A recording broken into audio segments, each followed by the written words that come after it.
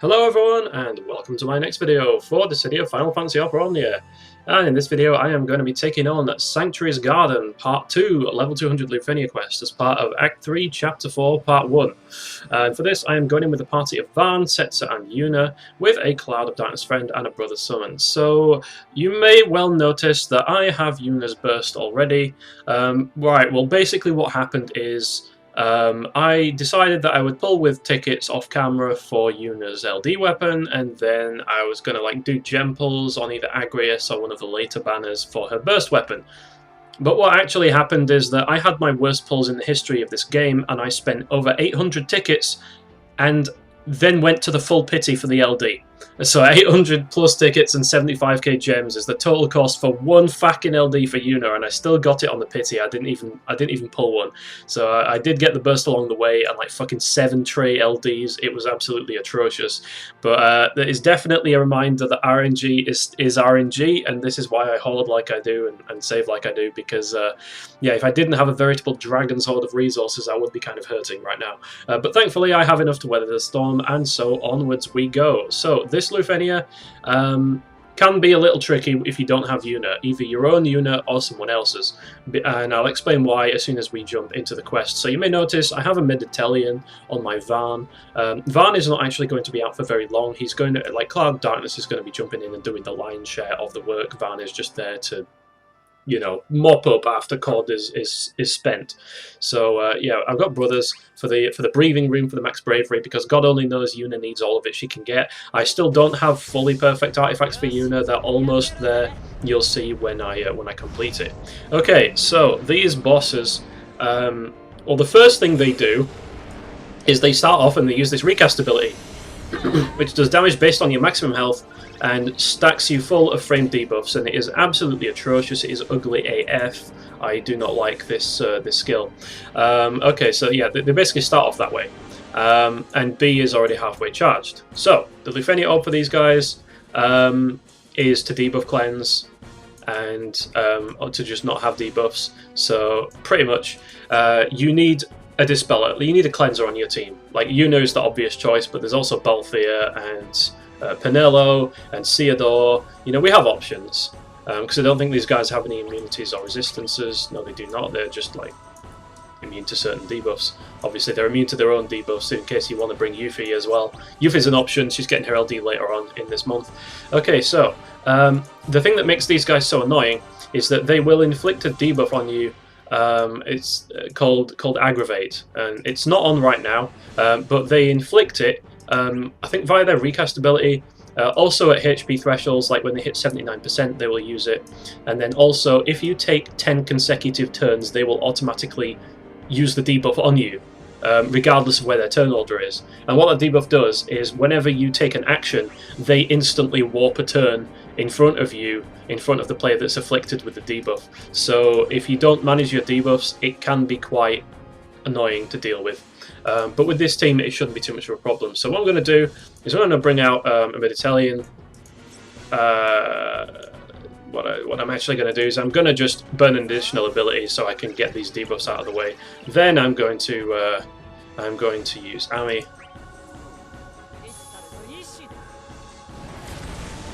to delete their turns, and also inflict a slow debuff, so the turn order, as you can see now, is much more bearable.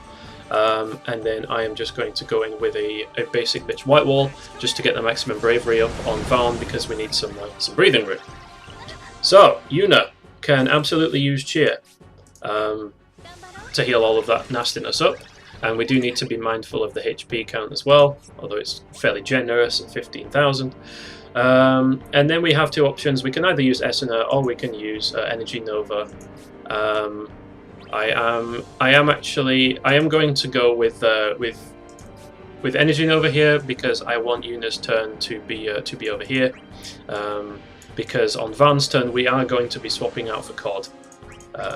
Okay, so I'm just going to use an Energy Nova for now. That's going to get everyone nicely dispelled. I have to say, by the way, it feels so good to be using Yuna again. Actually, no, that is a mistake on my part. I do need 2 sets of turns, so I'm gonna have to wait. So we're gonna be going into burst over here with Yuna.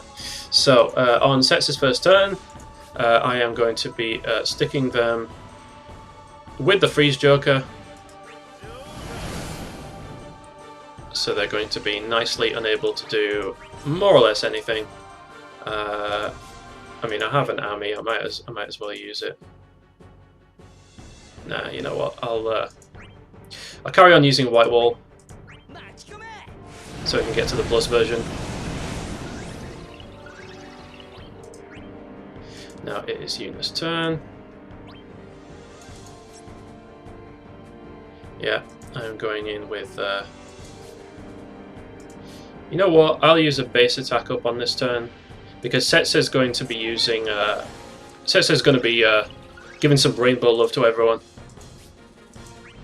So I don't want to burn that like outside of the burst. So we're just going to use that on Yuna. I really love using Yuna. It's been so long since I've used her. I don't think I've used her in like forever. So what we're going to be doing here is okay. Alright, I see how it is.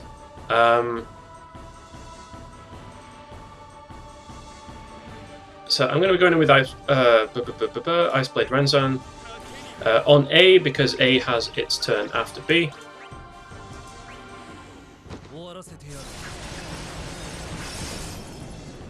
And we should be able to prevent A from taking a turn at all, whereas B is kind of... Actually, I'm not sure it matters at this point.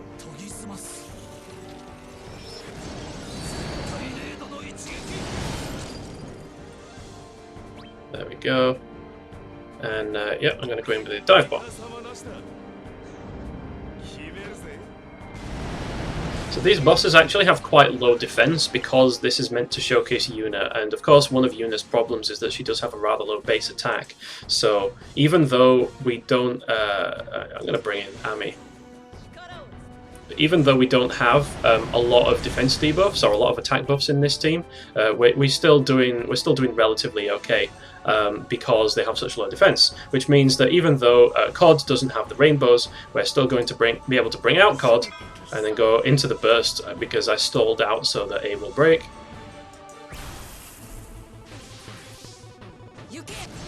And that's going to give COD a free turn, which we're going to use with the LD. So even though we don't have rainbows on COD, it's still going to be doing a lot of follow-up damage during Yuna's actual burst.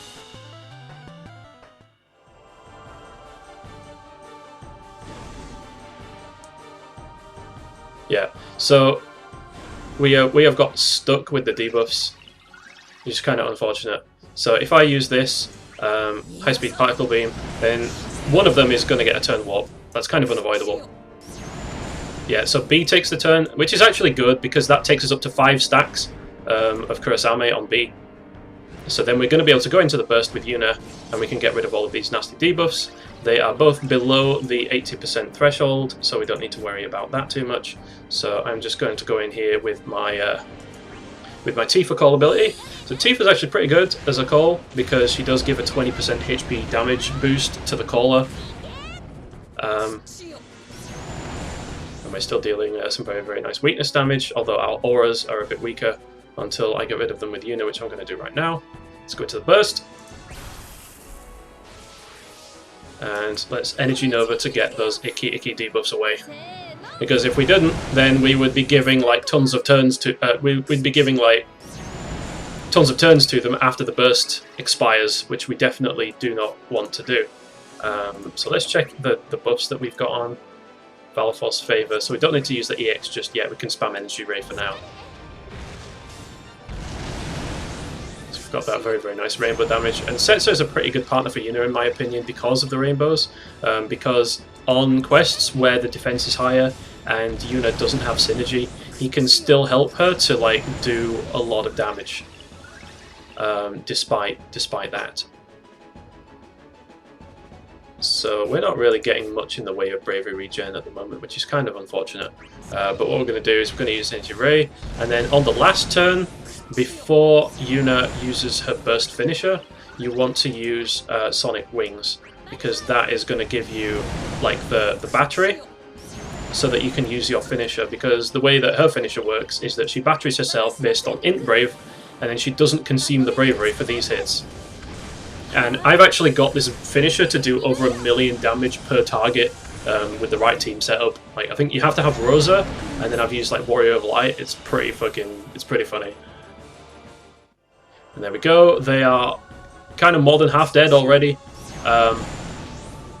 But they are actually going to cast Karaga, and they are going to be very, very annoying this way. And they give themselves an awful HP regen, which you do not want to happen.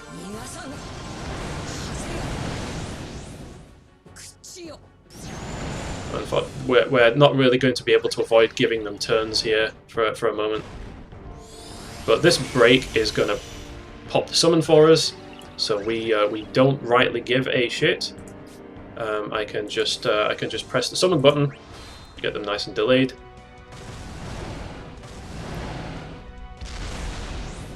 And let's dive bomb for COD.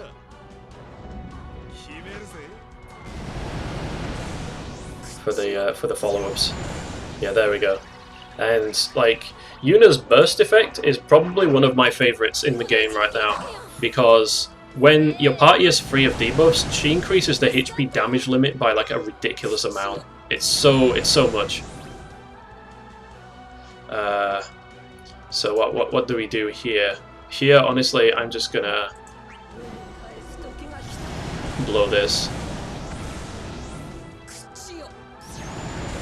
So you can see that absolutely fucking delicious amount of damage on these follow-ups.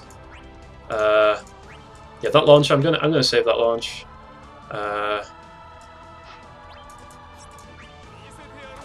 Probably just gonna red card on this fool. There you go.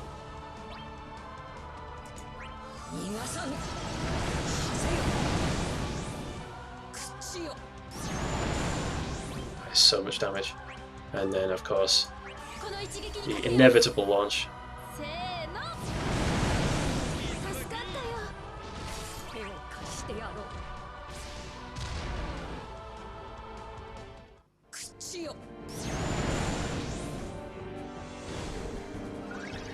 And here come the debuffs again. You'll love to see it.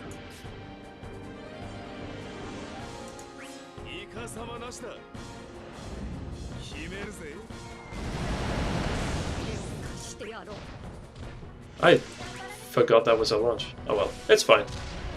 Rainbow mid-air damage. That's always funny to see as well. So yeah, they keep getting these extra turns.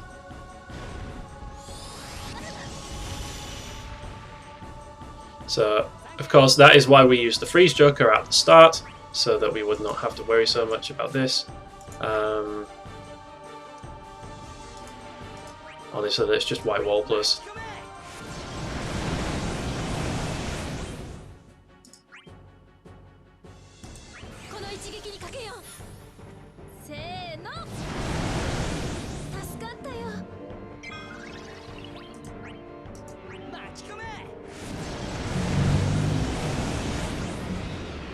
Yeah, we should. That should pretty much be it. You know what?